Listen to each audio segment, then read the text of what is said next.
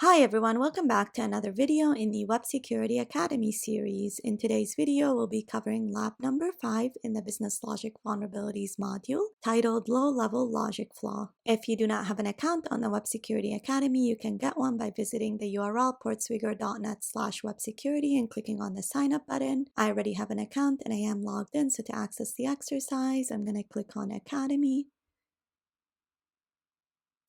select all labs, do a search on Business Logic Vulnerabilities, and select lab number 5 titled Low-Level Logic Flaw. Alright, let's get started. This lab doesn't adequately validate user input. You can exploit a logic flaw in its purchasing workflow to buy items for an unintended price. To solve the lab, buy a lightweight leather jacket. You can log into your own account using the following credentials, and we're given credentials to a regular user account. Alright, so the target goal over here is to exploit a logic flaw in the purchasing workflow so that we could buy this jacket for an unintended price. Alright, let's access the lab. Now notice over here, this is the built-in browser in Burp, and so all my requests are already being passed in my Burp proxy. You'll also notice over here that I am using the professional version of Burp, and the reason I'm doing that is because I will be needing to use the intruder functionality, and intruder is extremely slow in the community edition, and so you will likely need the professional version for this lab.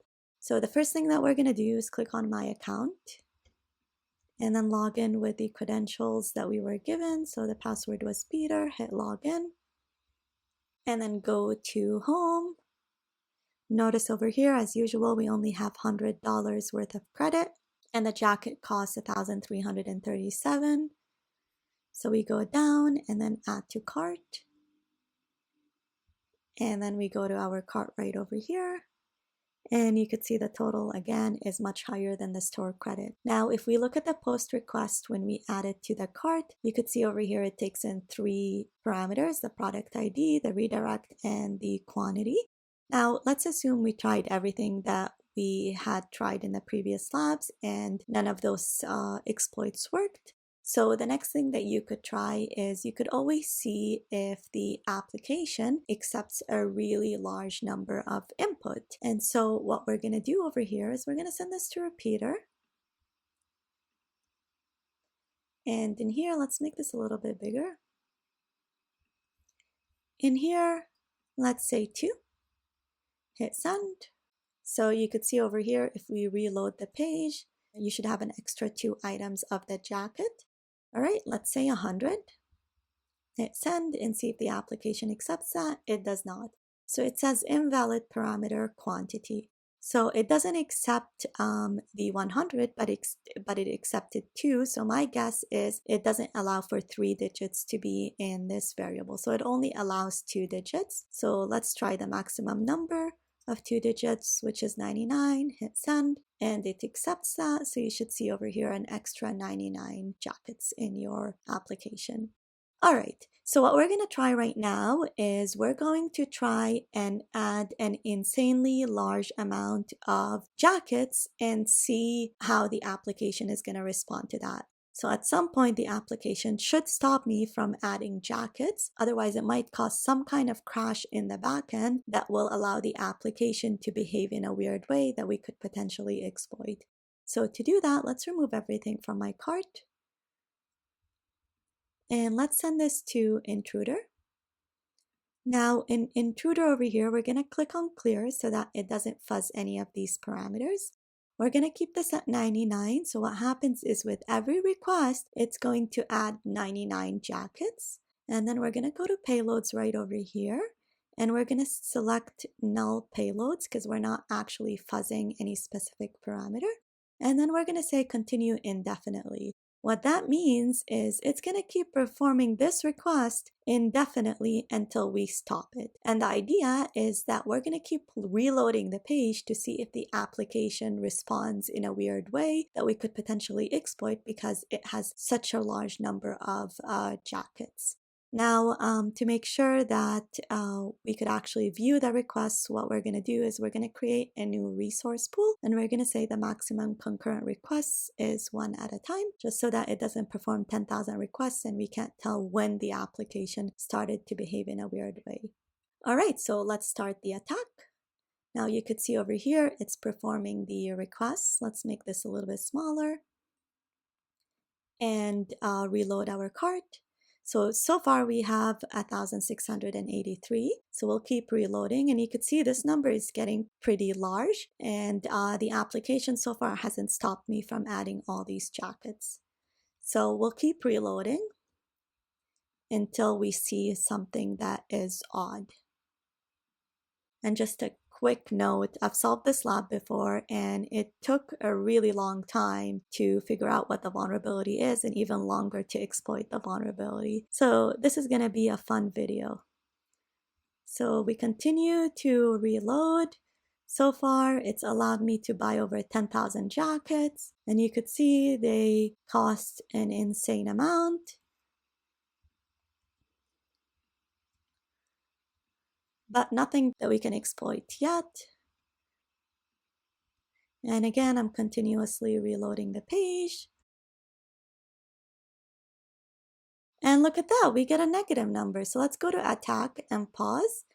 Now, if we go over here, we've done 173 requests, so that would be 173 times 99 jackets. That's as many jackets as we have, which is over here. And at some point, it looped back to a negative number. So in the backend, it didn't have any validation on what the largest number could be, and so it looped back to a negative number. And now the more we add in the application, so if we say 127, and we hit enter, this number decreased because it's adding 1,337 to this negative value. So the more we add, the more this number is going to decrease. And the idea over here is to add enough jackets right now, since it looped back, to add enough jackets to get this to a number that is negative but manageable. And then what we're going to do is we're going to add other items in the application that don't have this price in order to get it to a positive number that is within our store credit, which is $100. Now, one mistake and we have to redo the whole exploit. So I'm hoping we don't make any mistakes in the exploit, but it's very easy to make mistakes. So we're going to copy this first of all and do some math to figure out how many jackets we're going to need to add in order to get it to a small number that we can manage.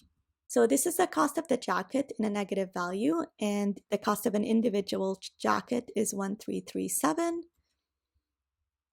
So that's equal to this number over here.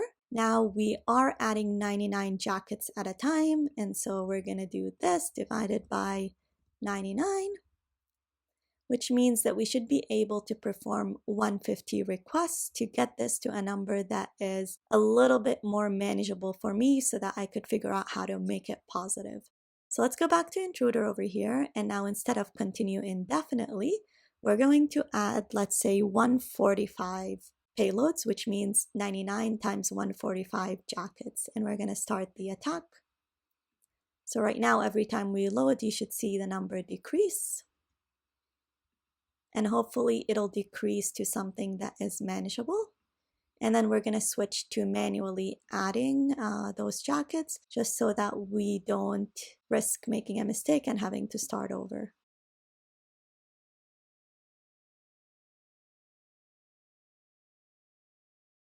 Okay, so I fast forwarded the videos so that you don't have to see me continuously reload the page. Now we're at about $590,000, and again in the negative value. And so if we go back to Burp, and we did 145 and we were allowed to do 150. So we're going to switch to doing this manually. Over here, we're going to add another 99. So let's hit send and reload it. So that's 1. I'm going to add another one, so we're at 2. I'm going to add another one, so we're at 3. And I'm a bit weary about adding a 4th one. So let's copy this and do the math again to confirm that we're on the right track. So 1,337. So that's 144, and 144 is definitely less than 99. And so we should be able to do one more before it becomes positive. So hit send. And we're at 61,386.96. All right, so if we copy this and divide that by 1337, that's equal to 45. So that would be equivalent to about 45 or 46 jackets. And so we definitely can't perform this request over here because it adds 99 jackets. So what we're going to do is we're going to try and add, let's say 30 jackets. Hit send and see what that number came up to. So we're at 21,276. Let's copy that and do the math again. And again, I'm doing the math every time because I really don't want it to reset to a large number. This way we'll have to do the exploit all over again, and I don't want to do that. So we're good for 15.9 jackets, and so I'm going to say 14 jackets, hit send, and see what we got to. Okay, so 2,558. So we're actually good to add one more jacket before it becomes positive. Hit send. All right, so we're at 1,221.96. And so what I'm going to do is instead of add a jacket, which will, I believe, be bigger than $100, because it's 1337 and this is just 1221. What I'm going to do is I'm going to go to home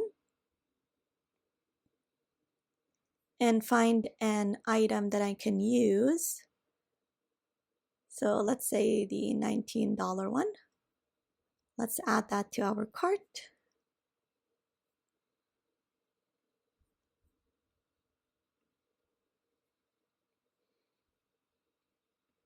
Let's view the cart.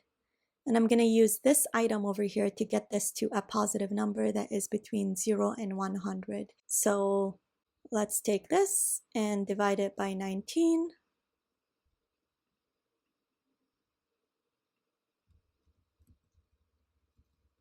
And there's a lot of math going on in this exploit.